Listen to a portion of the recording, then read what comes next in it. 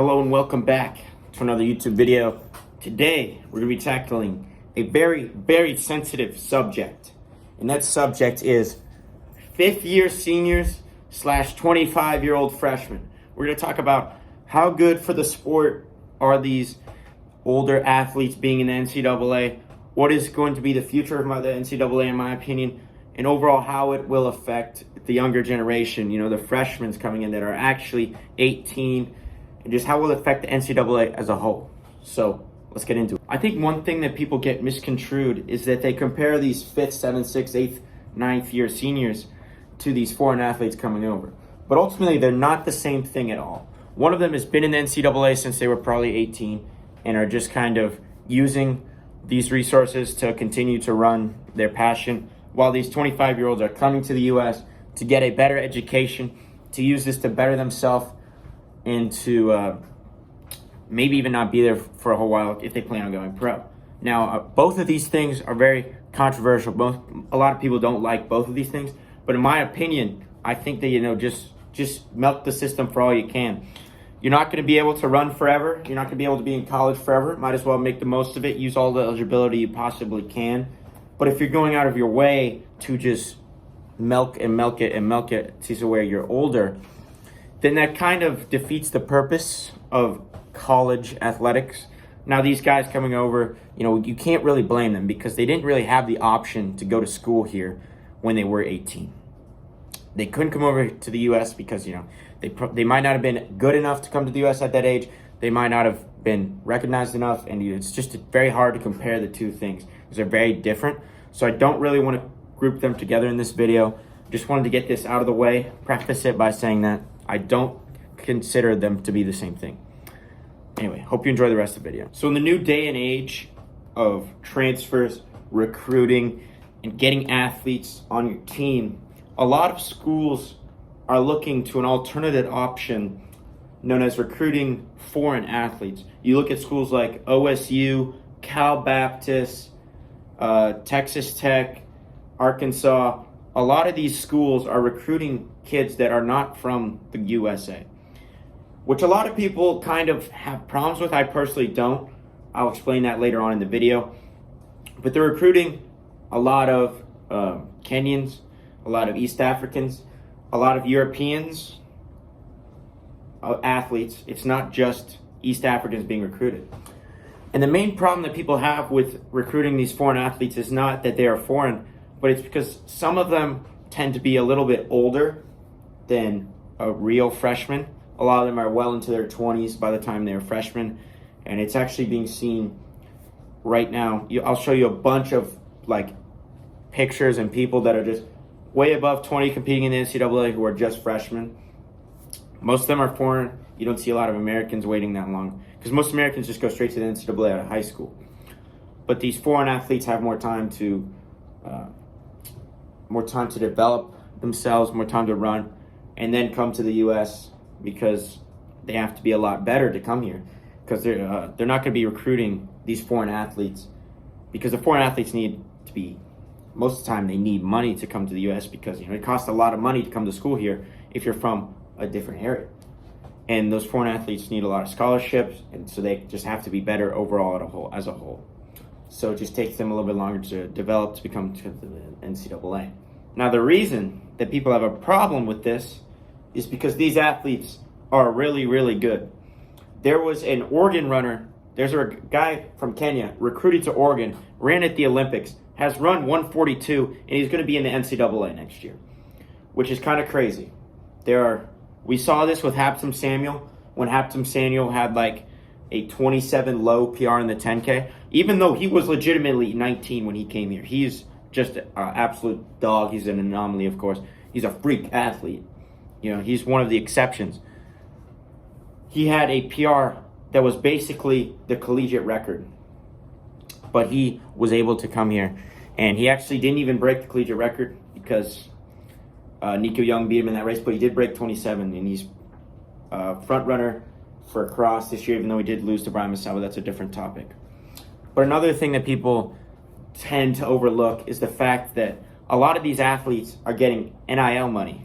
Now, I don't entirely know the specificities of NIL, when it comes to this sport.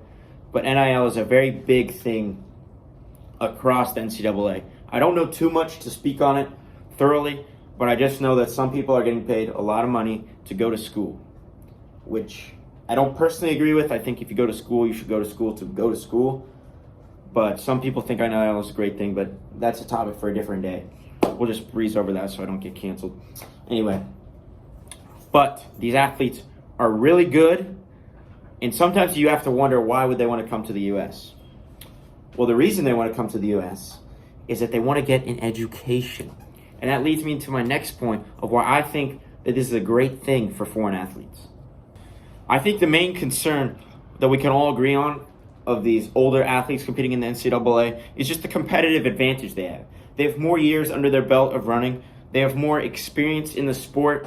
And overall, they're statistically just going to be better at running. Because the more you run, the better you will get. And that's a thing that is just a cold, hard fact you're going to have to relate to.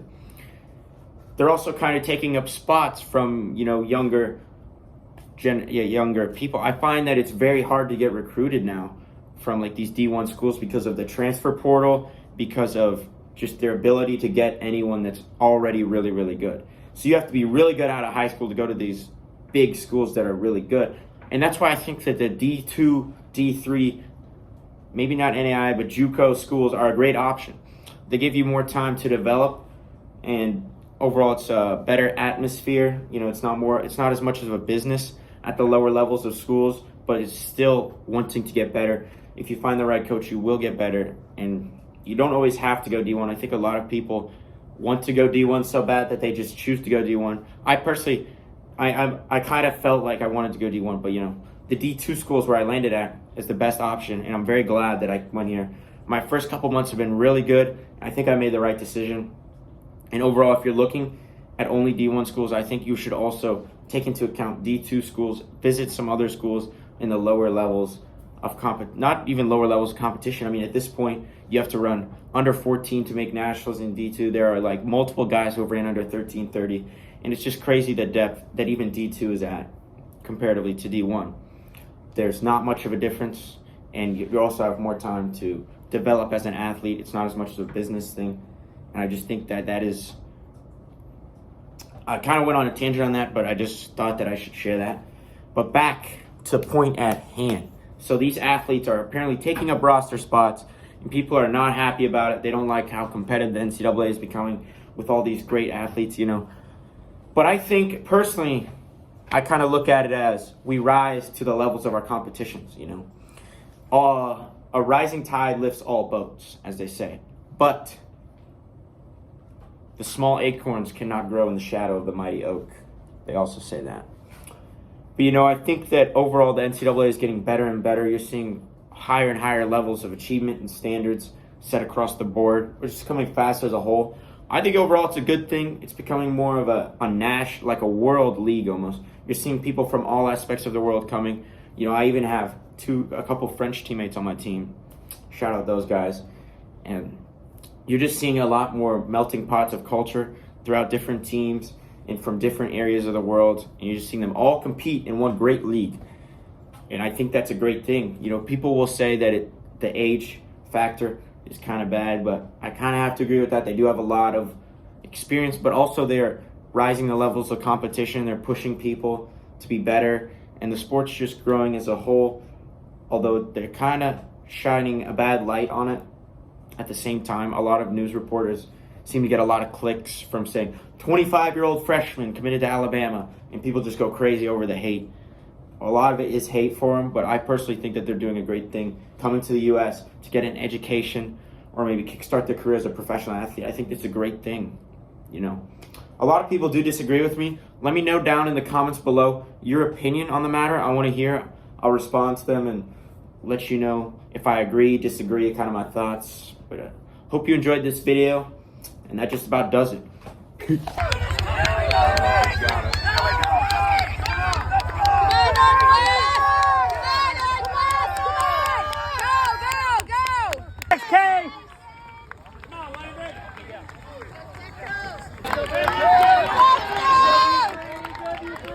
job, Elijah.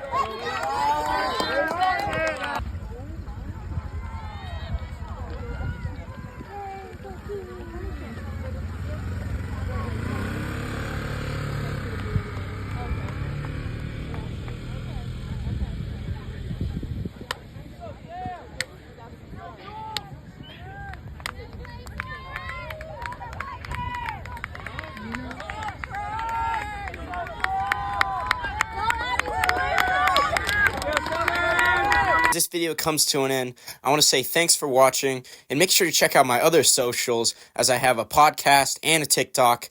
And thanks for watching. Peace.